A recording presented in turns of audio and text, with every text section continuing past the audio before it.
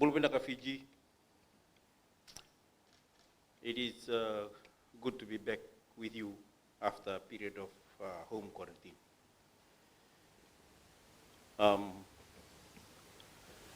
We've updated, or we are currently updating our numbers, and that's going up on our webpage as we speak. From that update, I need to review a few facts from the update today. We today can confirm, very unfortunately, that we have now set another daily record. And this is the new record is by a very far margin. We confirm that today we recorded 279 new cases of COVID-19 as of 8 a.m. today.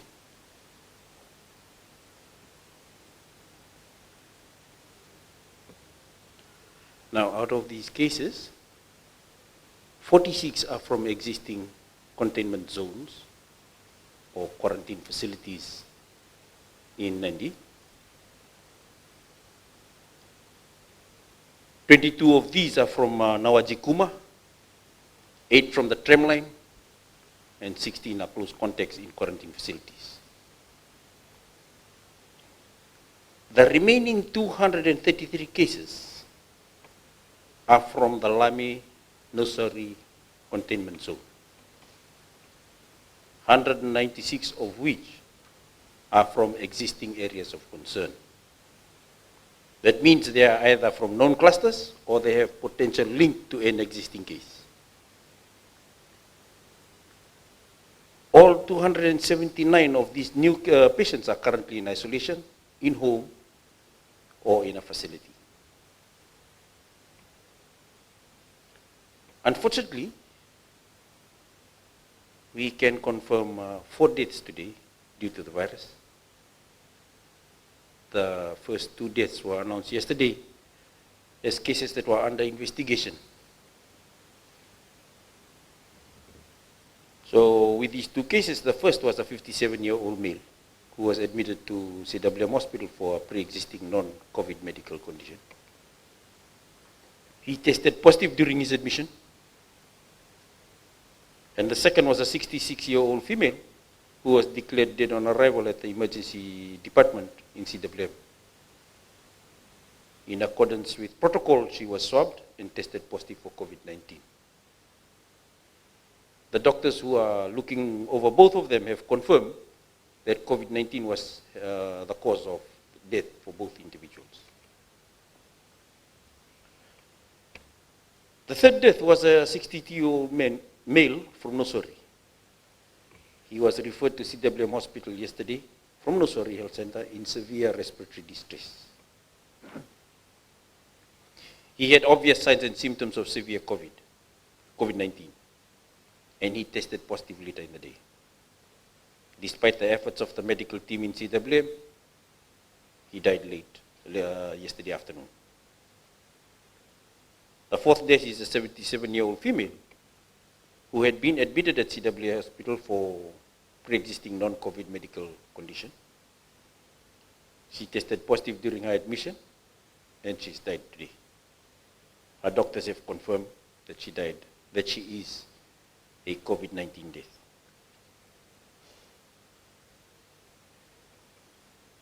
We currently have 9 other patients that are admitted in CWM hospital with severe cases of COVID-19. One that is again of concern to us is a 30-year-old person, has no pre-existing illness, presented with severe COVID disease, and the person is also unvaccinated.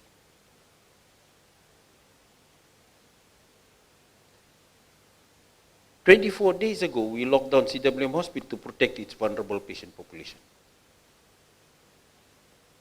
These newly admitted COVID cases are exactly why we made that decision. However, that measure has come at a great cost, as there are specialty health services within CWM hospital that are no longer fully available to those who need them. This week, an OSMED team deployed to Fiji. Their first priority is working with our team in CWM Hospital to strengthen our infection control protocols so that COVID and non-COVID care is still available to the public.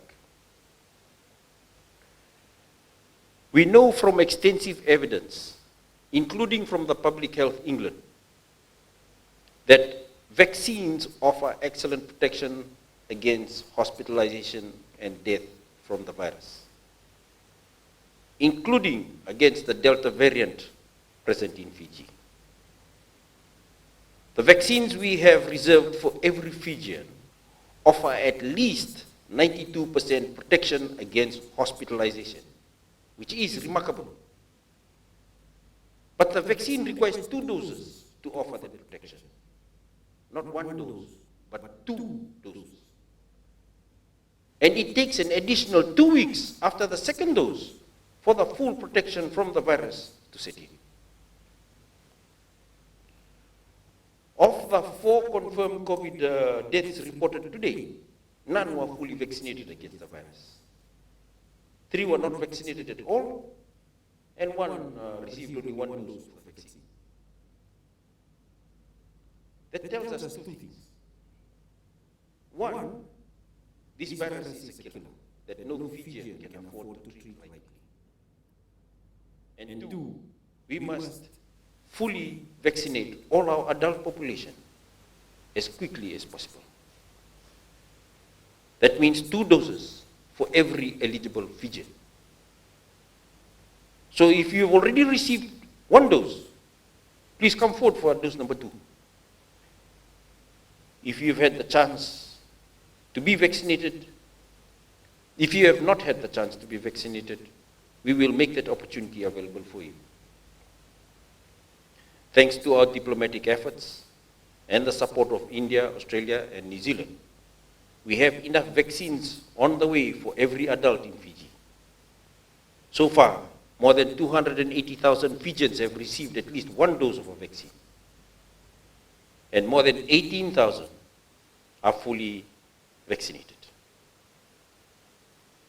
Of the nearly 300,000 people who have received at least 1 dose of the vaccine, there is 0, I repeat, 0 deaths caused by COVID-19 vaccine in Fiji.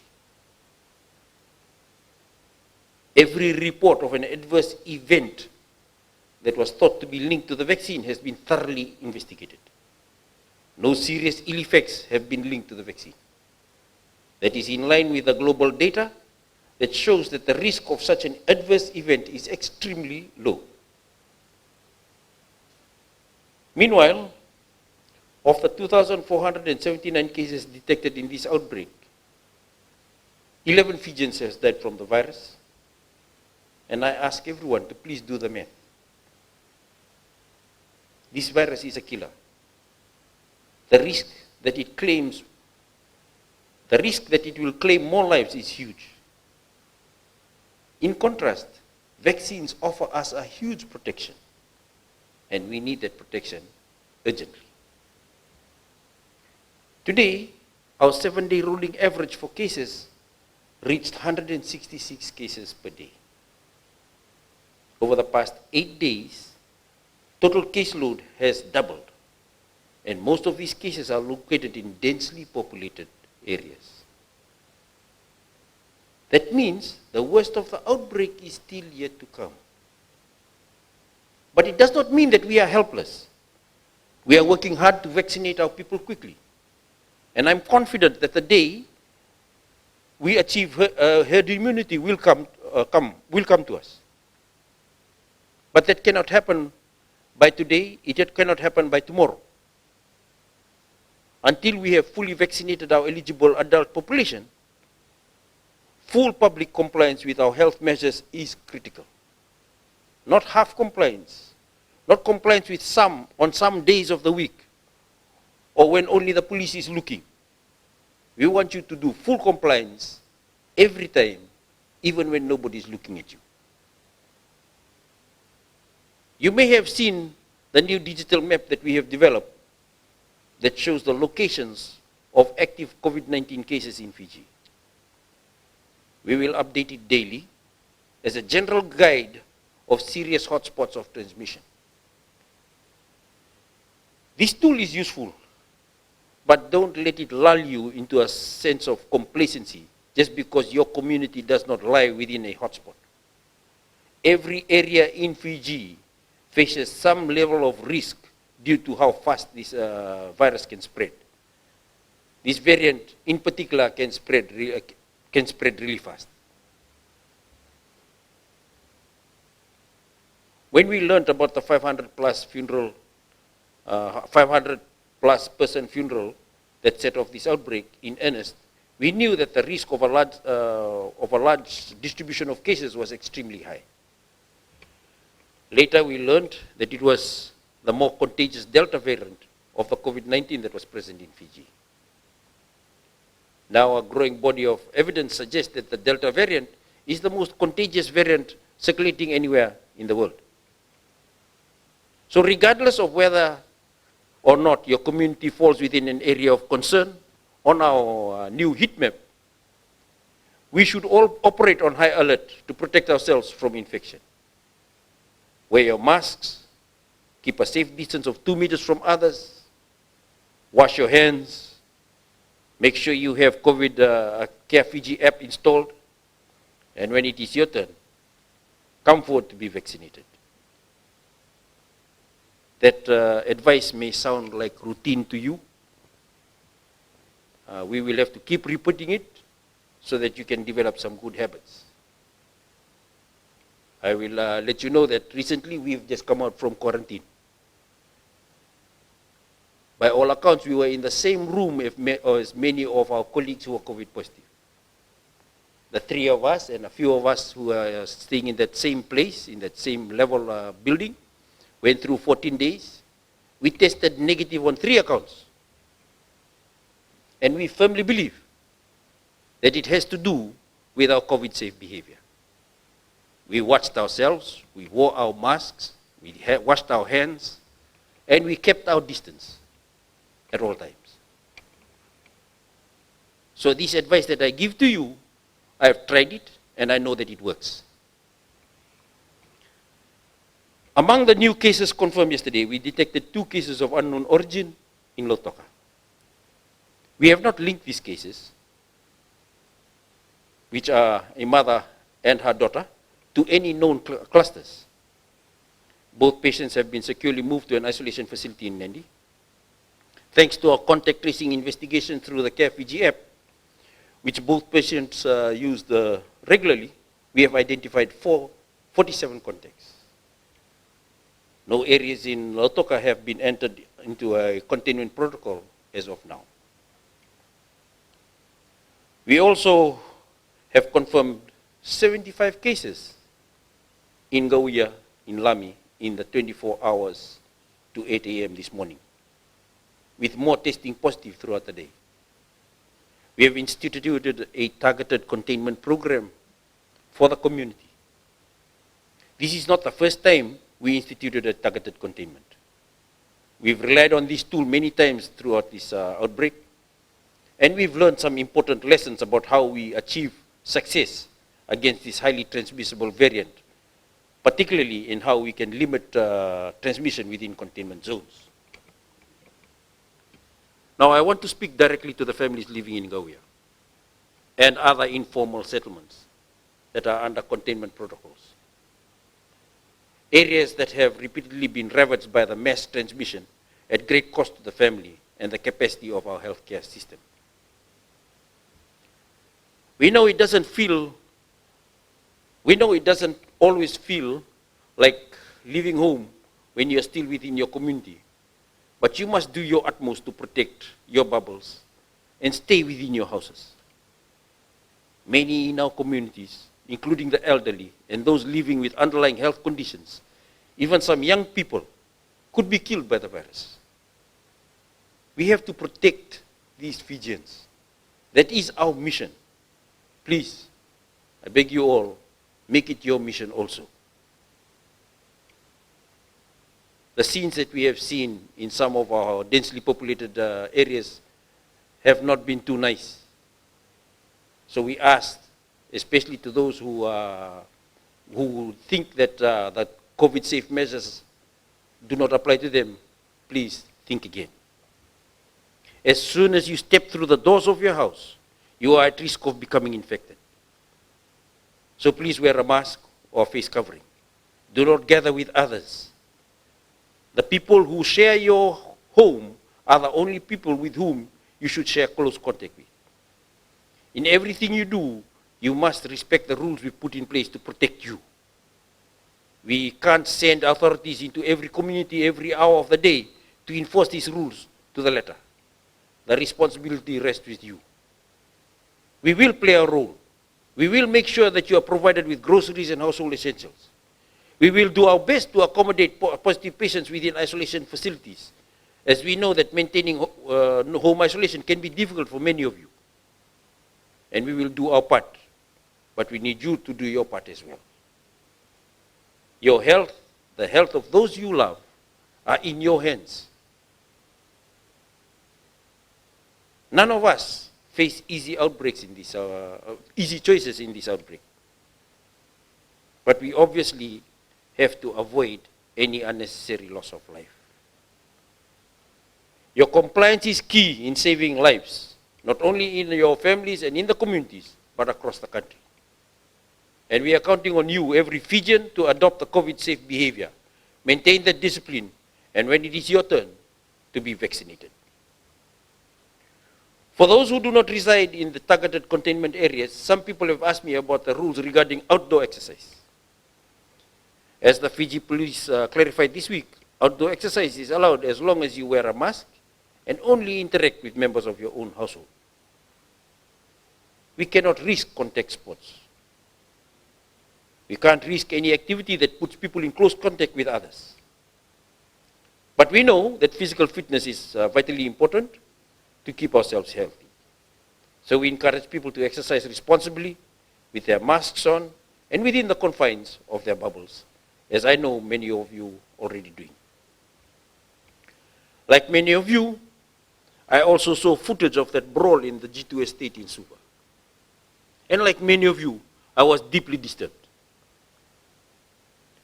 There are no winners of that fight except for the virus itself. These outbursts of violence are never acceptable, and they have never posed a greater risk to the well-being of our people than today.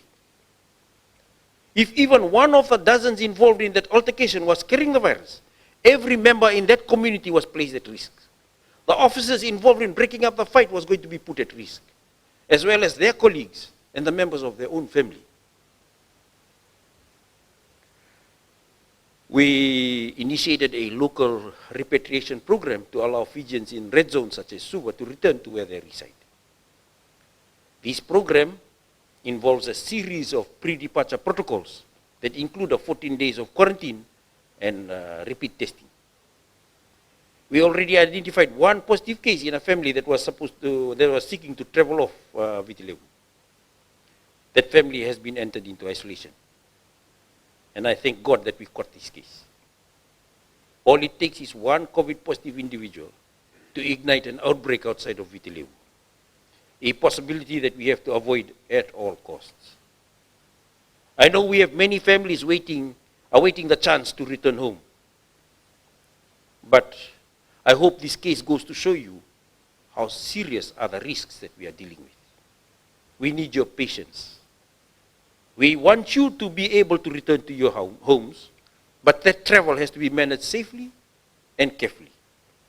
One test and one day at a time.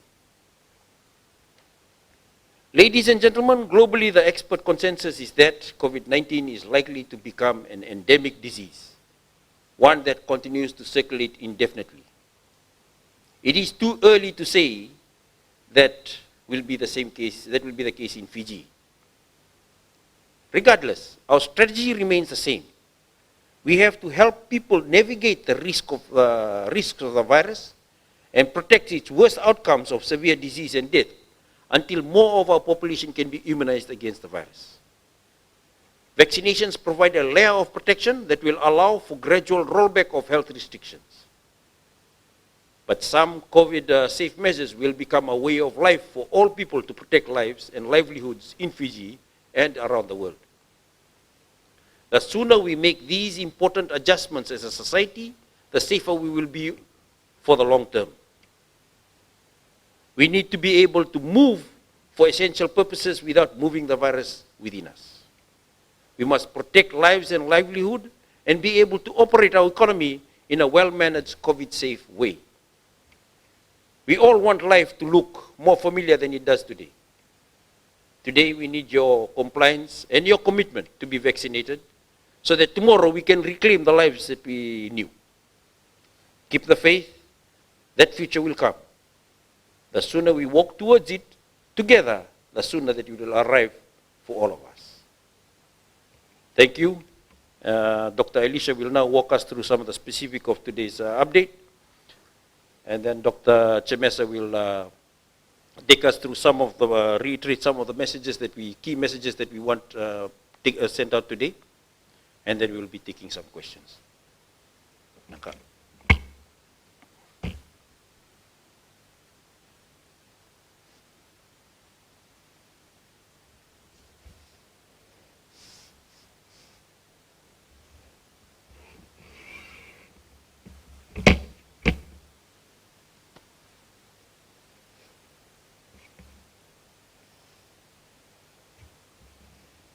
Thank you. So as just announced by the Permanent Secretary, we have recorded 279 new cases of COVID-19 in the last 24 hours that ended at 8 a.m. this morning.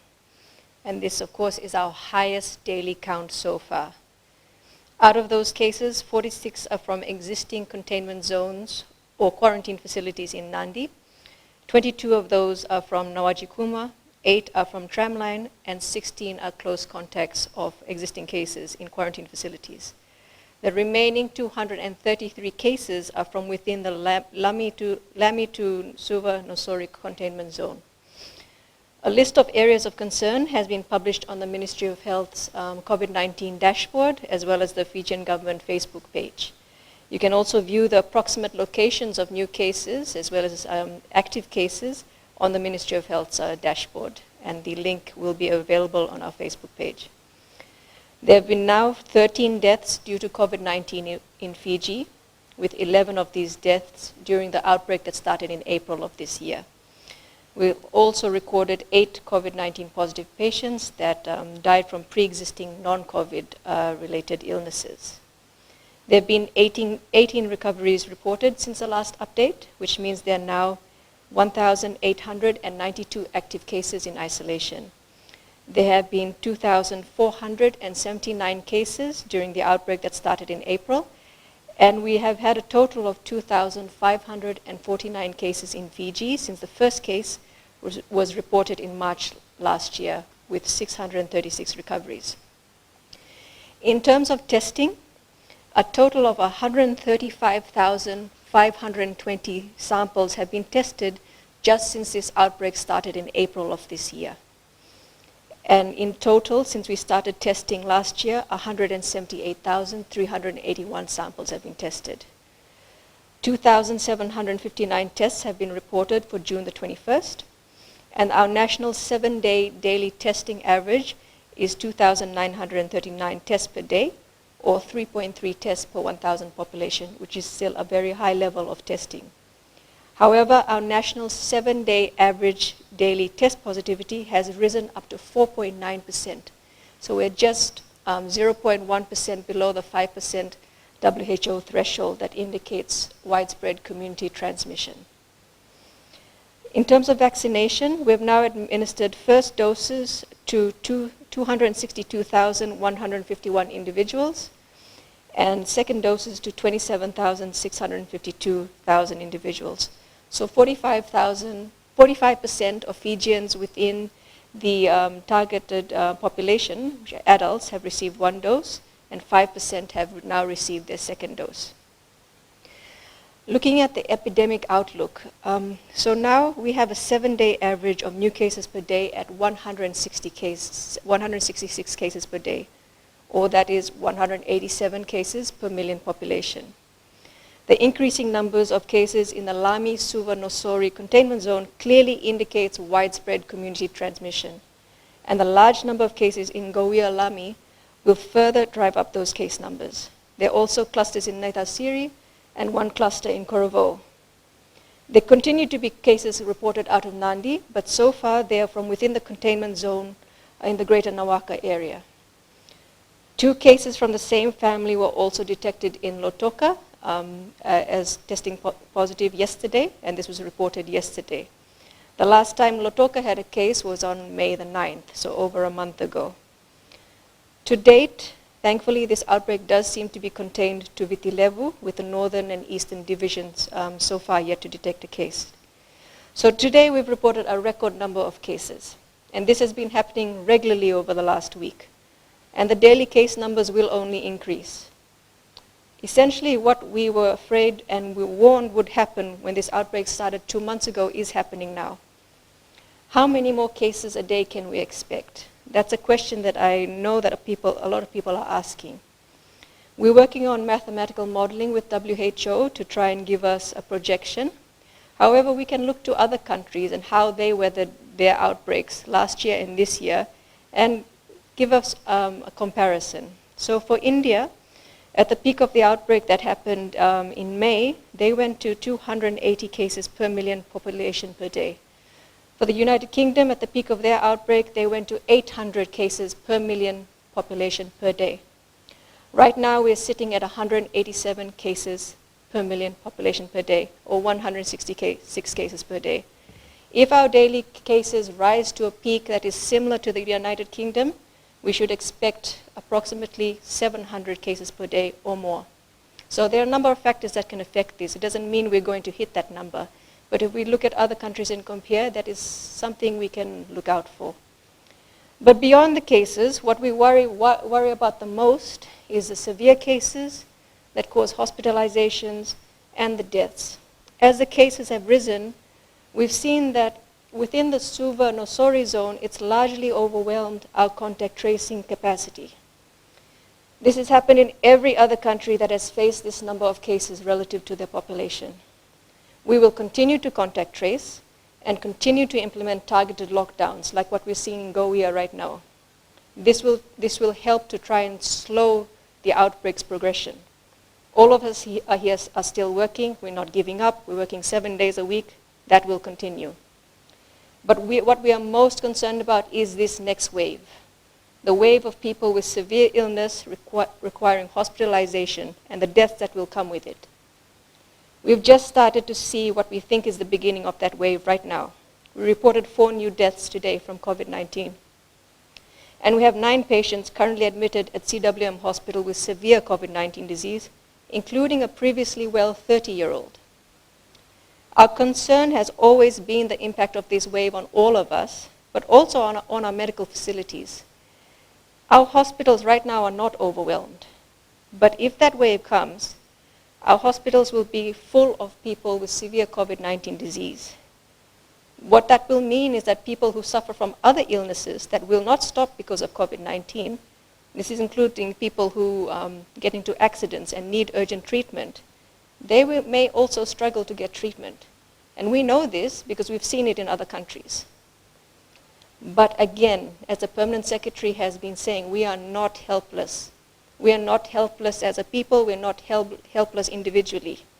We have a very important tool right now that the world did not have last year when the pandemic first started, and that's an effective vaccine. We know that the Oxford AstraZeneca vaccine works very well to prevent severe disease from the very variant that is affecting us right now, the Delta variant. We have clear evidence on this from the United Kingdom, where they have found that this vaccine is 92% effective against severe disease from the Delta variant.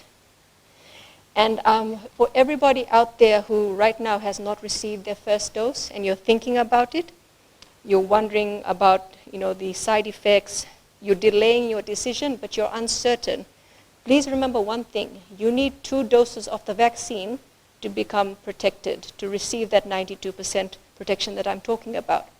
And these 2 doses are spaced 8 weeks apart. So the longer you delay, the more at risk you are putting yourselves and your families.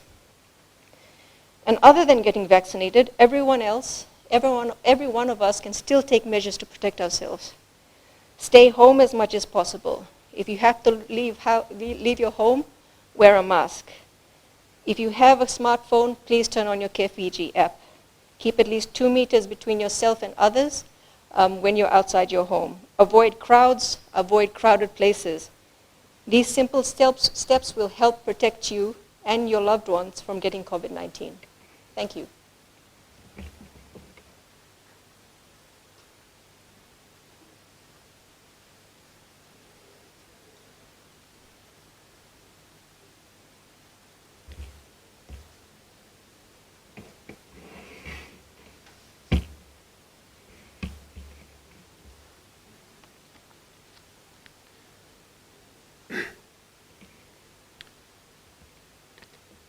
Good evening, and thank you, PS. Thank you, Dr. Alicia. So today marks day 68 of the current outbreak, and as you have heard, we now have a total of 2,549 cases since our first case in March 2020, and we currently have 1,892 active cases in Fiji. These cases are currently kept in our isolation facilities. We have 104 individuals hospitalized in the 5 hospitals or health facilities that provide hospital isolation for our cases. We have 392 individuals in 11 community isolation facilities. 292 individuals, positive cases, are cared for in the home isolation facilities in Suva, Naitasiri, and Rewa. And we have another 843 individuals awaiting retrieval into our isolation facilities. Our screening and contact tracing work continues in all our divisions. In the last 24 hours, a total of 3,085 individuals were screened in our mobile clinics, with 605 individuals swabbed, producing a total, a cumulative total of 649,023 individuals screened to date, with 51,439 individuals swabbed. In terms of our health services, Nandi Hospital will reopen on Friday, 25th June 2021 at 8 a.m. All our staff bar one have tested negative through the series of testing that have been completed and are ready to return to full duties at Nandi Hospital. Meanwhile, tonight, tomorrow, and tomorrow evening, outpatient services and ED services continue at the Sarada Medical Clinic in town and the Namaka Health Center in Namaka. CWM Hospital continues as the COVID hospital for the Central Division. And CWM Hospital has, in the last 24 hours, have been able to separate the West Wing to become the COVID part of the hospital, and the East Wing of the hospital becoming a green zone with specialist functions within available, such as the laboratory service, the radiology service, and the operating theater. The FEMAT field hospitals remain fully operational, supporting CWM Hospital with admissions and surgical operations provided at the hospital and at the MV Webweti. And the hospital is also currently in the process of relocating some of its roles back into CWM Hospital, given the development in terms of the red and the green zones at CWM Hospital. For the targeted containment zone in Gauia, through our, as stated by PS, through our learnings from previous lockdowns we have instituted, the lockdown in Gauia now provides the opportunity for us to better our effort through a more collaborative approach with members of the community, government agencies, the frontliners, and the civil society organizations. Today we've met with our frontline teams and the discipline forces and others to ensure that we are collaborating more with those that are providing the services, including social services support for the provision of food, household items, hygiene kits, and others. Our frontline teams are going to engage more with the Gauia community, including the community leaders, to ensure that the community understands that the containment approach is for the purpose of protecting and supporting the community, and it's not a punitive measure or a penalty for their action or their response. And here again, I reiterate the appeal of the Permanent Secretary to our families in the Gauia community to join the Ministry of Health and the front lines in this effort to ensure that we work together as a team to exterminate the virus in the community. To conclude, if there is a time to be disciplined with the way we live and engage with others in the community, this is such a time. We need to be disciplined in the way we practice COVID-safe measures every day. Wash your hands regularly and at every opportunity. Wear your mask properly, especially if you are out of your home. Maintain the social distance of 2 meters when you are amongst others. And better still, stay away from a gathering or a crowd. If you don't have a good reason to move, stay at home. Practice correct cough and sneeze etiquette. And when you are up and about, ensure that you keep your Care Fiji app activated by downloading the app into your mobile phone and switching on the Bluetooth to activate the app. And lastly, when the opportunity arises, please get vaccinated. Unabalev. Thank you very much, Dr. Tunrabu. Thank you, PS and Dr. Alicia. We'll now open to questions from members of the media. We'll start with Fiji TV. Please state your name and your organization. Dr. Fong, Eparama here from Fiji One News. 200 was a critical point that you had alluded to last week.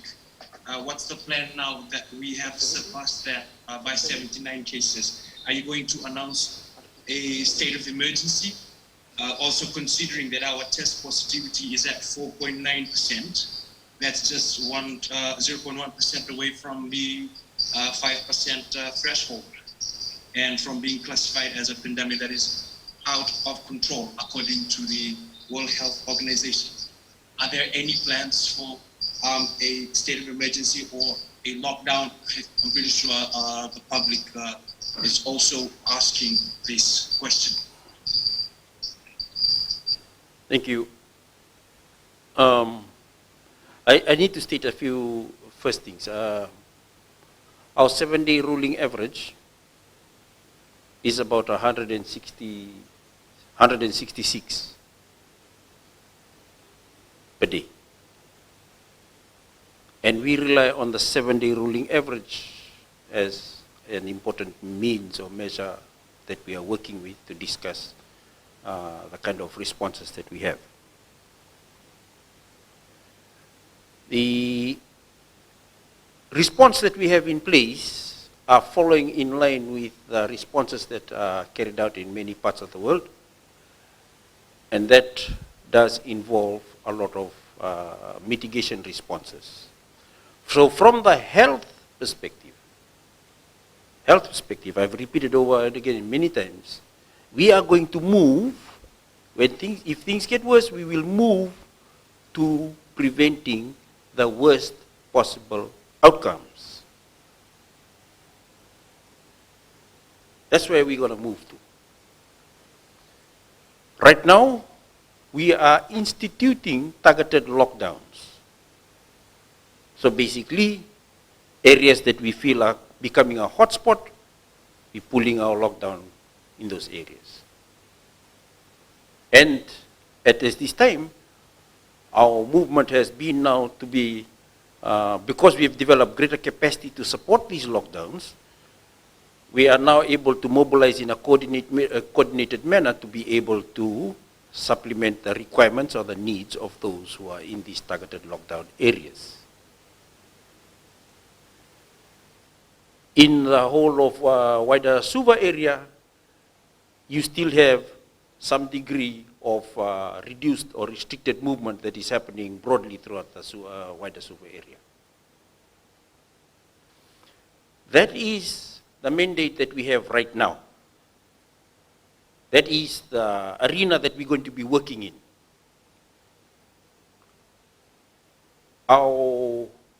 What is within the medical strategies available to us is what I've mentioned, that we are going to mitigate against the worst possible outcomes. Discussing a lockdown, as I've mentioned in many times before, that's a broader scale discussion that requires beyond Ministry of Health discussion. So, in summary, what I'll say is that we continue to escalate our mitigation measures. We will continue to concentrate on issuing measures that will reduce the worst impact of the disease. And that's as far as we can go as a group of medical professionals in this fight. It is incumbent on society to make the changes that are required for us to be COVID safe. And this is the COVID safe measures that we keep on repeating. One of the things that I do know about this pandemic, and it's been quite clearly evident, that a lot of people need a lot of support to be COVID safe. They can't just be COVID safe just like that. It requires a lot more than, and no amount of lockdown will actually make them COVID safe. No amount of lockdown will actually get them to be COVID safe. Everything is in the hands of the hearts and minds of the people, and that's where we have to keep targeting. It is a difficult battle. It's not a battle that will be won overnight. But the most sustainable impact will be if you win hearts and minds. I mentioned in my speech today, this pandemic is unlikely to go away completely. It will remain endemic. There will be variants of the virus that will keep coming and keep coming and keep coming. The COVID safe measures have to be something that we learn to live with and to do all the time, even when nobody is looking. Just doing a lockdown will not induce these COVID safe measures. The COVID safe measures need to be part of each individual responsibility, and we as a group of people, the privileged, need to support the less privileged on how to become COVID safe. That means we need to band together. I'd like to see a lot more people coming out fixing some free masks to be distributed to all those underprivileged areas. I'd like to see a lot of people coming together, banding together to try and provide, help us with providing provisions for those those people who cannot do COVID safe measures. Because for as long as there are weak links in the society, we are weak. Fiji can only be as strong as its weakest link. That's something that I've always known. And if we don't sustain our weakest link, if we continue to ignore them, then it is at our peril. Thank you.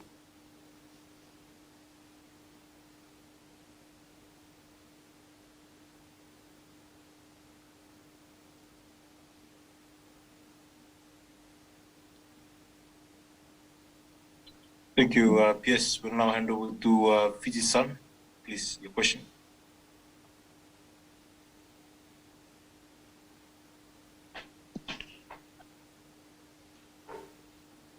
Dr. Fong, in your address this afternoon, you had mentioned about the worst of this outbreak is still yet to come. Dr. Fong, we today have recorded a new record. We have registered a new record in our cases of COVID-19. Dr. Fong, when you say a worst-case scenario, would you be able to elaborate on what this would look like here in the country? I think Dr. Alicia took a great amount of effort to try and explain. We are sitting at 166 cases per day on a 7-day rolling average. That is equivalent to about, is it 100 per million? That's equivalent to about 180 cases per million.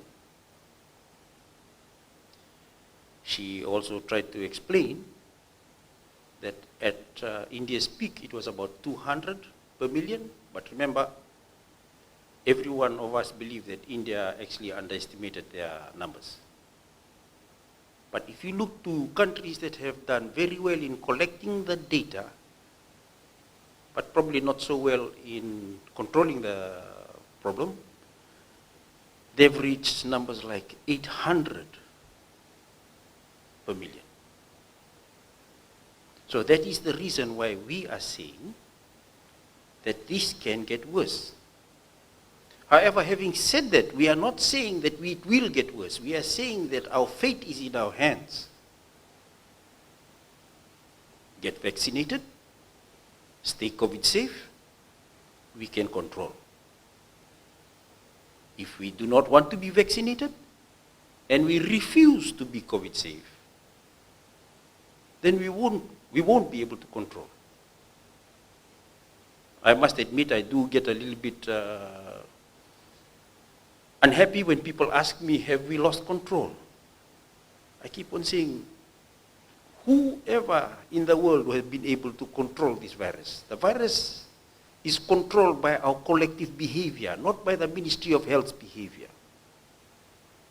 So I'd be very happy today if nobody asked me that question, because it's a question that I've had difficulty answering nicely to.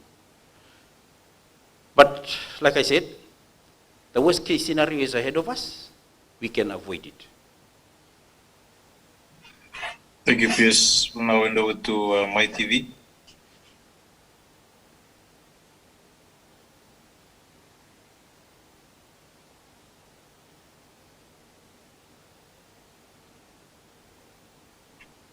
MyTV, please.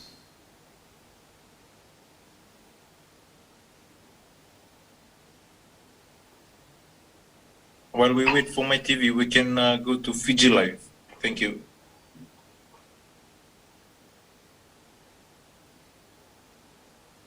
Bula, my question is for Dr. Fong. How effective has the monitoring been for those that have been tested positive and are currently under home isolation? And what assurances can you give to those that live in close proximity to these people, especially in terms of their well-being and safety? You're asking about how effective is home isolation. Home isolation comes to us not because we want to do it, but because we have to do it. I've already explained in many of our previous conferences, we start off with isolation in the hospital. When all the hospitals get full, we go for isolation in hotel facilities. When that gets full, we start moving to isolation in community isolation facilities. That's mostly schools that we open up. When they get full, and then we end up with home isolation. I'm trying to open up a few more schools so that we can use it as isolation facilities. Until we can open up a lot more schools, I have no option but to continue with home isolation. Now, we started to do home isolation when we were confident and we know that there should be enough common sense in the world or in Fiji to know that when we put a yellow tape around one house, it means something. It means that the neighbors will have to be COVID safe. It means that everybody will have to take some responsible action to avoid the virus. We've done our job. We've highlighted the place. You do your job. You keep yourself COVID safe. I'd just like to add one thing. If you want to know if you're in a neighborhood where you know that there are COVID cases, you do exactly what we've been advising you all along. If you step foot out of your house, regardless if you know there's cases in your neighborhood or not, you treat everyone who is not in your household as if they may have COVID-19. You wear a mask, you keep your distance of at least 2 meters, you avoid crowds. The advice is the same. It's no different to if you live next door to someone that has COVID-19. If you step out of your house, you still take those measures. You wear a mask, you stay 2 meters away from somebody. You avoid crowds. It's the same advice that we give to anybody, especially anybody who's living within the Lami Suva Nosori area. Thank you.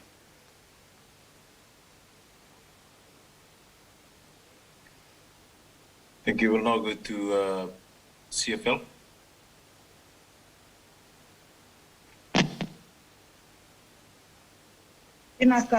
Dr. Fong, just based on the increasing number of cases, and by looking at the Ministry of Health COVID-19 dashboard, which areas are you looking at locking down?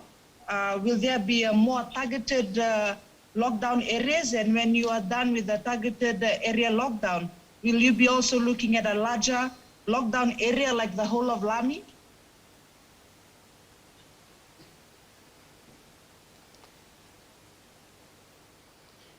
It's, I think I did make some discussions around lockdown just earlier on. We've got, right now, our lockdown protocol in Gawia. Okay, we've moved our lockdown protocol to a slightly different angle. I know what people keep insisting on. They ask, can we lock down, can we lock down, can we lock down? I've mentioned already, this is a long-term game. If we're going to lock down every time we see a virus, I'm afraid the consequences of that lockdown is going to be terrible because it's a long-term game. COVID-19 is likely to become endemic. And we keep repeating that the only way you can live in a world that has COVID-19 around us is to be COVID safe. The overemphasis that we keep putting on lockdown doesn't help in trying to get people moving towards assimilating the behavior that we require of them to be COVID safe. So, to us, asking us to look at lockdown, I think I answered the previous question by saying that we will continue with our targeted lockdown measures and we will continue with our containment program. Any discussions of a broader nature in terms of locking down the country, locking down Viti Levu, needs to be part of a broader discussion beyond the Ministry of Health. One of the lessons I've learned is that if health tries to do a lockdown, we can't control the other variables that are involved. And therefore, I will say this once and I say it again, we will continue with targeted lockdown because that's what we can control. A broader lockdown requires a much bigger system of support that we do not have control over. Dr. Fong, My TV.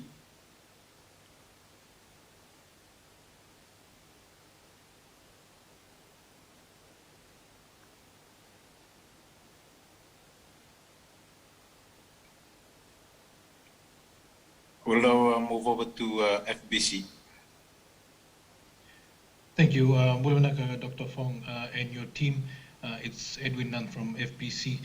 My question is, notwithstanding what has been mentioned that strategies in place will continue, given that we are continuing to see increasing cases on a daily basis, and the fact that there is movement, and it's been said when people move, the virus moves, then obviously we are in a situation where people are moving, they are not practicing the measures that have been placed. Apart from targeted lockdowns and apart from a long-term lockdown, which you have mentioned is not on the table as yet, are you looking at other strategies, new strategies, to try and stop the spread as we hit triple-digit infections on a daily basis? I understand you've said that vaccination and herd immunity is vital. However, that we may not reach that stage for some time to come. In the short to medium term, are you looking at more directed or more immediate interventions?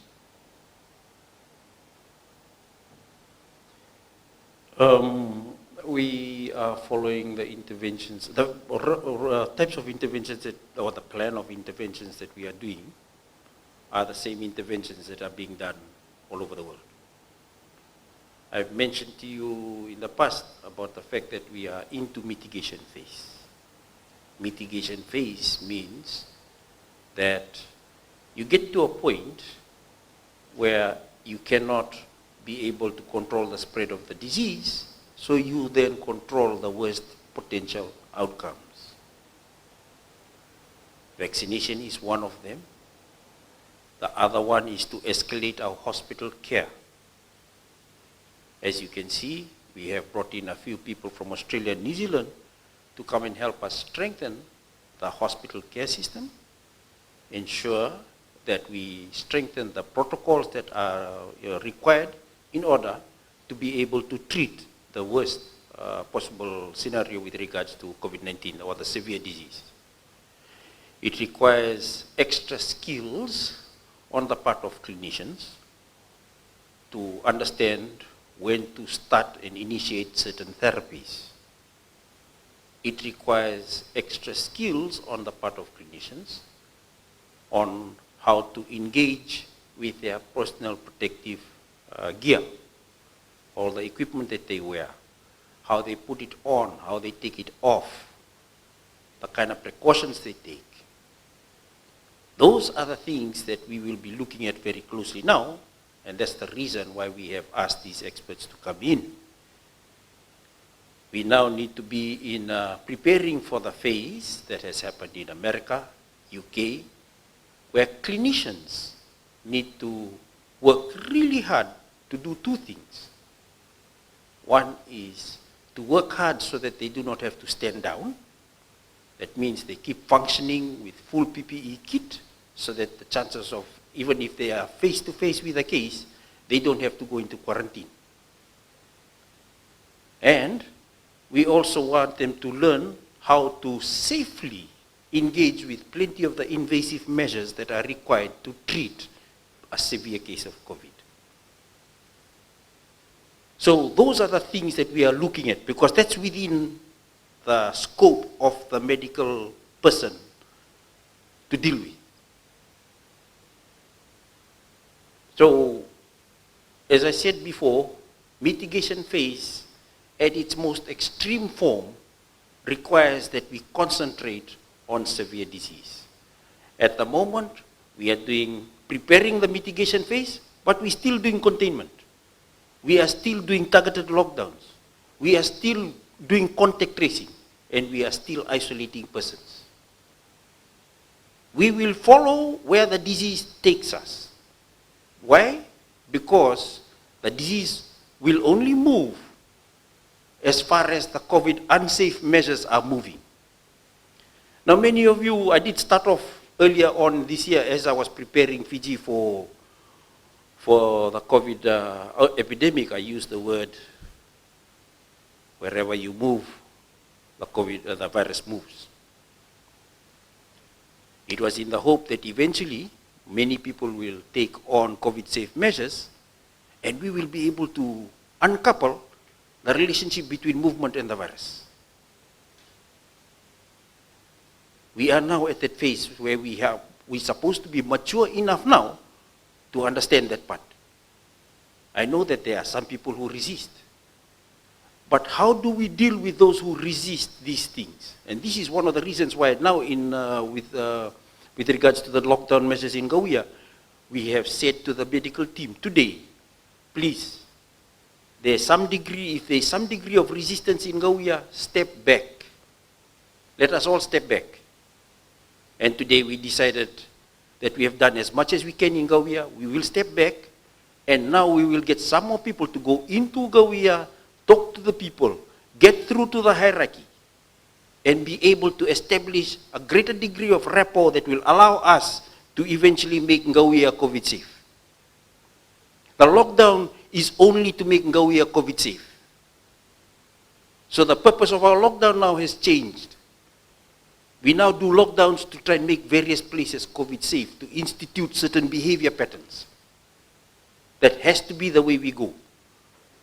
And the only reason why that has to be the way we go, because actually there's no other alternative.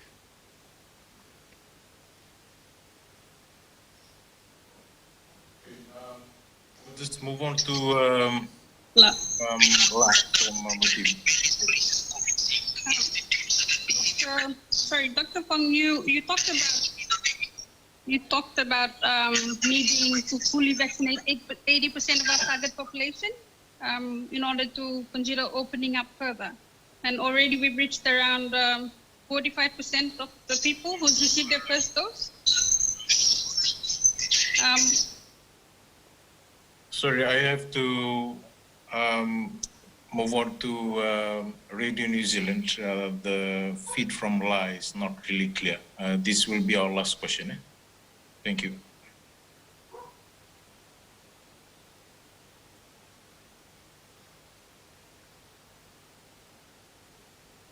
Lide from Radio New Zealand, please, your last question. Dr. Fong, good evening.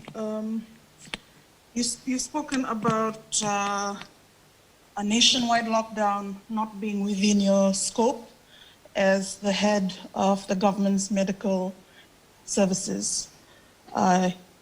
You've spoken about strategies that you're doing, but I'm sorry, from where we're all standing, the members of the public, it does not seem to be working. The figures keep going up.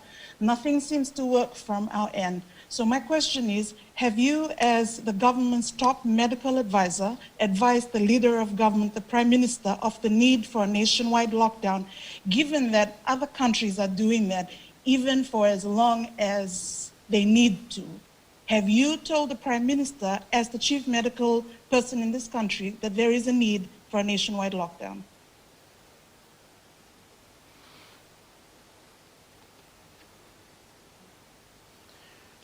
I think the long and short I can say to that, I can answer that is, we have given the advice that we need to give, and the outcome of the response is based on our advice, that how the advice was taken. But we have given the advice that we need to give.